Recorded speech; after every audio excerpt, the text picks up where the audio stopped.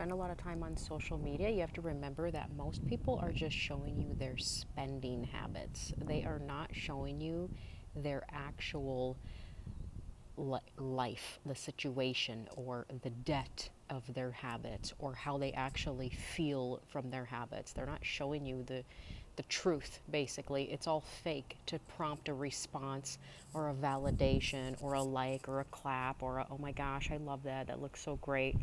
And the more that we feed into that, it's like, do you want to look rich or do you want to break free? Do you want freedom or do you want clutter?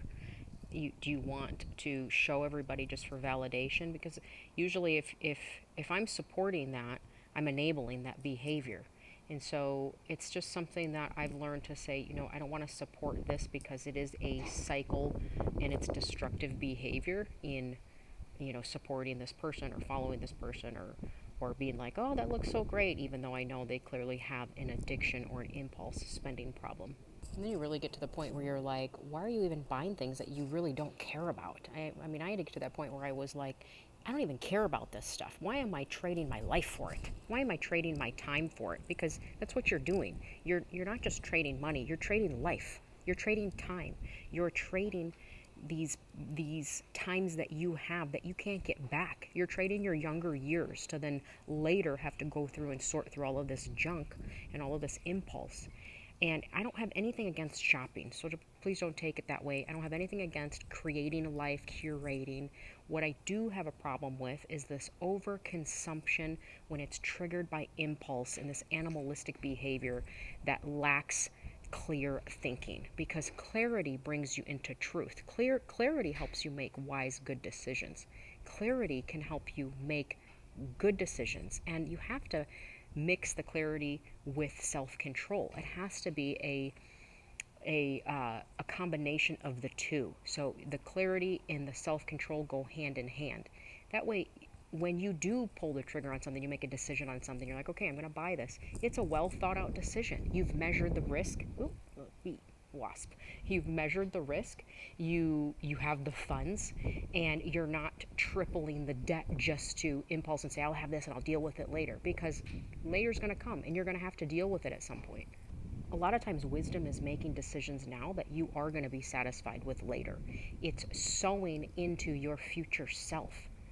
So if you don't want that type of future, then you can't sow those seeds. You can't sow dysfunction and expect to reap this beautiful harvest, because you're going to reap the results of the gluttonous behavior. And there's a line there. Like, shopping for some women, they call it therapy. It turns into gluttony. It's exactly what it is. It's the same thing with wanting to look good and feel good that turns into vanity.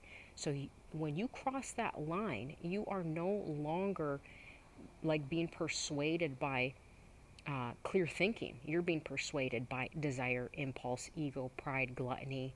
And that's when things get really messy. And that mess a lot of times has to be dealt with by our kids, our spouse. It ruins relationships. It steals your future time.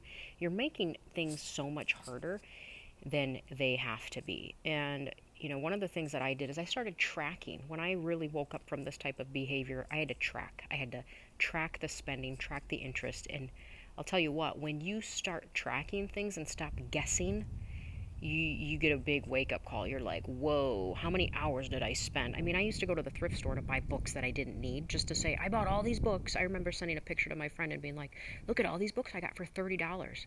I don't have one of those books. I probably donated all of them. They just took up space. They were clunky and heavy. I thought I was winning by getting these coffee table books for way less than in the store.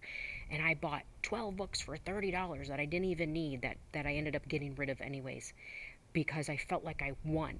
And that's the thing. When you're going into thrift stores, if you don't find something, you're like, oh, it wasn't a great day. I didn't really find anything. You feel like you won when you found something. Oh, I can't believe. I remember seeing, these ramekins. They're like those little bowls that said Crate and Barrel on the bottom. And I was like, oh, these are great.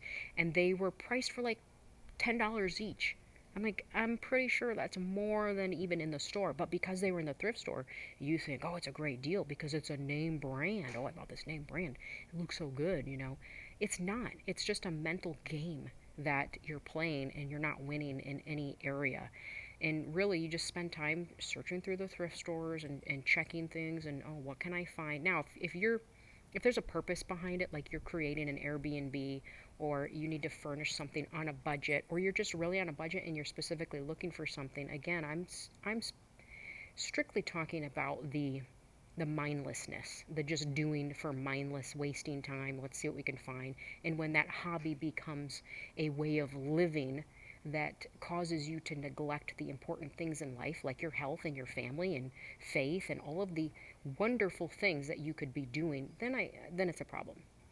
First, you need to get honest with yourself, honest with your behaviors, honest with your results, and take a really good look and say, am I going to do the same things that I did a year ago and expect a different results? Because what happens is you're just recycling your own behavior. There's nothing new. The new you needs something different. It's almost like it needs to break out.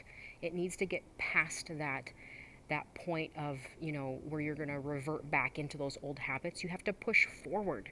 The old self is keeping you in comfort because it feels like there's a threat. Oh, this is a threat. We're going to back up. We're going to back up and do what's comfortable. Your mind is wired, your subconscious is wired to help you avoid these so-called threats. Well, it's only a threat because you haven't done it before and you don't know what to expect, and it's new or whatever. But you can't live that way, because otherwise you're just recycling your old behavior and your old habits while the time passes. So 5 years down the road, I mean, I'm going to be 43 in 2 months. I think a lot of, man, if I would have got this 10 years ago, at 33, 10 years ago, I would be way ahead of the game, way ahead. But at least I'm doing it now. And I will not be 50 years old doing the same thing that I'm doing now. So I owe it to that 50-year-old self to be better, to do better, and to make to shift that. I need to do something about it now. I need to change now so I get those results in the future. And the change is a process, but it's so worth it because it's life. Life in all of its fullness and abundance is so much better than just a collected home of stuff that we end up trading our life for. A bigger house, to have more things, to have more unnecessary stuff with no purpose in it that cause us anxiety. So we buy more because we have so much anxiousness we can't be in the house, so we go out shopping. We can't be home because we got to get out and get more. You're bringing in more before you even deal with what you have. And make no mistake, God does not bless dysfunction and chaos and disorder. If you can't steward what you have, don't you dare ask him for more. I learned that the hard way, where I'd be like, oh God, bring me more. And I was letting all this stuff fall through the cracks like a bag with holes in it, just pouring out everywhere. Money going here, money going there. I'm not tracking. I got so much stuff. I mean, it was really to the point where I needed to hit rock bottom, get clarity, say, who am I? What am I doing? What's the purpose of this, and when am I going to change? And the funny thing was, when I was ready to change, it was the easiest. It was like, I remember crying out in my garage, looking at all this stuff, bins of stuff. I had spent so much money on bins just to organize this stuff and label them. So I felt like, oh, all this stuff is labeled properly, it's organized. But I had spent hours in that hot garage in the middle of the Arizona summer. My kids would be like, can you find this one thing? And I'd have to go down and dig it out because I was storing everything and saving everything, or moving things around, or just getting things more in order, and seasonal stuff. And I had all these bins of fall and Valentine's and Easter and seasonal decorating. And then before one season was done, I'd be decorating for the next one. It was like a never-ending cycle. But when I was ready to give it up, the sweetest voice that I heard in that garage standing with all my stuff was, you can leave whenever you're ready to. Like, I'm not keeping you here. It was like, you don't have to live this way. You're free to go whenever you want. And when I really got that revelation, and I was like, I'm free to change my life whenever I want, it was probably 2 weeks later that we got rid of 80% of our stuff and moved. And the move was a whole nother journey because I was doing things I had never done, living in a place I had never done, leveling up my performance, basically, leveling up my day-to-day. And the old habits still triggered in. It was still there. It's not like it just stopped because we moved. But I did specifically get a place that didn't have a lot of storage, and I got a place that was expensive. And both of those things forced me to shift my focus on saving and working and earning a better income, and also I didn't have anywhere to store anything unless I wanted to pay for an extra storage that I had to drive down the road to store stuff. So I forced myself, literally burned the ship of the past and forced myself to have to do better. And once I got that in order, which took about a year really to like get this default person under control. There's still debt. I'm still paying off things that I, racked up debt on. And once I got that in order, then I started focusing on my health, because all of that way of life messes up your hormones, your nervous system. It messes you up. I mean, you are like busted up after that. You're like, oh man, I'm inflamed. My skin was bad. My gut was bad. I was tired. I was cranky. My hormones were all out of whack. My period was long and uncomfortable. And so I had to start getting hormones checked, blood work, mineral testing, cleaned up my eating. Again, it doesn't happen overnight. It was a slow process of probably another year of really starting new habits. And I didn't start all the habits all at once.